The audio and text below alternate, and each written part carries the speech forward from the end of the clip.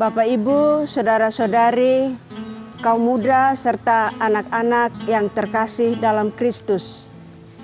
Pada hari ini kita akan merenungkan sabda Tuhan dari Injil Yohanes, bab 8, ayat 21 sampai 30. Marilah kita bersama-sama mendengarkan sabda Tuhan. Inilah Injil Yesus Kristus menurut Santo Yohanes. Dimuliakanlah Tuhan. Maka Yesus berkata pula kepada orang banyak, "Aku akan pergi dan kamu akan mencari aku. Tetapi kamu akan mati dalam dosamu. Ke tempat aku pergi, tidak mungkin kamu datang." Maka kata orang-orang Yahudi itu, "Apakah ia mau bunuh diri?" Dan karena itu dikatakannya, "Ke tempat aku pergi, tidak mungkin kamu datang." Lalu ia berkata kepada mereka, "Kamu berasal dari bawah, aku dari atas. Kamu dari dunia ini, aku bukan dari dunia ini. Karena itu, aku berkata kepadamu, bahwa kamu akan mati dalam dosamu. Sebab jikalau kamu tidak percaya bahwa akulah Dia, kamu akan mati dalam dosamu." Maka kata mereka kepadanya, "Siapakah engkau?" Jawab Yesus kepada mereka, "Apa gunanya lagi aku berbicara dengan kamu? Banyak yang harus kukatakan dan kuhakimi tentang kamu. Akan tetapi, Dia yang mengutus aku adalah benar, dan apa yang kudengar daripadanya, itu yang kukatakan kepada dunia." Mereka tidak mengerti bahwa ia berbicara kepada mereka tentang Bapa. Maka kata Yesus, "Apabila kamu telah meninggikan Anak Manusia, barulah kamu tahu bahwa akulah Dia, dan bahwa aku tidak berbuat apa-apa dari diriku sendiri, tetapi aku berbicara tentang hal-hal sebagaimana diajarkan Bapa kepadaku. Dan Ia yang telah mengutus aku, Ia menyertai aku. Ia tidak membiarkan aku sendiri, tetapi aku senantiasa berbuat apa yang berkenan kepadanya." Demikianlah Injil Tuhan.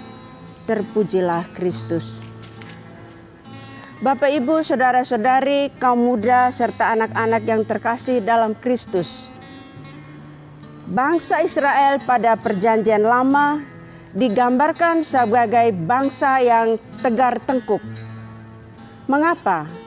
Karena mereka seringkali melawan Musa dan Tuhan. Padahal mereka telah mengalami begitu banyak mujizat dalam perjalanan mereka dari Mesir menuju ke tanah terjanji. Tetapi ketika mereka merasa lapar dan haus di padang gurun, mereka mengeluh dan mereka marah kepada Musa dan kepada Tuhan. Karena itu, Tuhan mengirimkan ular-ular tedung kepada mereka untuk memagut mereka. Mengalami peristiwa ini, mereka meminta ampun kepada Tuhan. Dan Tuhan menyuruh Musa membuat patung ular dari tembaga dan ditempatkan di tempat yang lebih tinggi, sehingga siapa yang dipagut ular dan memandang ular tembaga itu menjadi sembuh dan diselamatkan. Bapak, Ibu, saudara-saudari, kaum muda dan anak-anak terkasih, bangsa Israel pada zaman Yesus digambarkan dalam bacaan Injil yang sudah kita dengar kurang lebih sama. Mereka telah menyaksikan perbuatan-perbuatan Yesus yang ajaib. Banyak mujizat yang terjadi, tetapi mereka tidak percaya. Mereka tidak mengenal Dia, dan akhirnya mereka menyalibkan Dia. Dan ketika Yesus berkata-kata kepada mereka, lalu mereka bertanya, "Siapakah engkau?" Pertanyaan seolah-olah mereka tidak mengenal Dia. Tetapi Yesus tidak menjawab mereka, karena mereka tidak percaya dan menerima Yesus. Dan Yesus katakan bahwa mereka akan mati karena dosa. Bapak, Ibu, saudara-saudari, kaum muda, serta anak-anak yang terkasih dalam Kristus. Sebagai orang Katolik pada zaman ini, apakah kita mau mati dalam dosa seperti yang dialami oleh bangsa Israel pada masa Musa dan pada masa Yesus? Tentu tidak. Kita adalah orang Katolik yang percaya kepada Yesus yang adalah juru selamat kita. Yesus menyelamatkan kita dari dosa-dosa kita. Sebagaimana orang Israel menjadi selamat karena memandang ular tembaga, demikian juga kita selamat karena memandang salib Yesus. Kita percaya dan meninggikan Dia, berarti kita menempatkan Dia sebagai pusat hidup kita. Mungkin dalam keseharian hidup kita mengalami jatuh bangun dalam hidup beriman.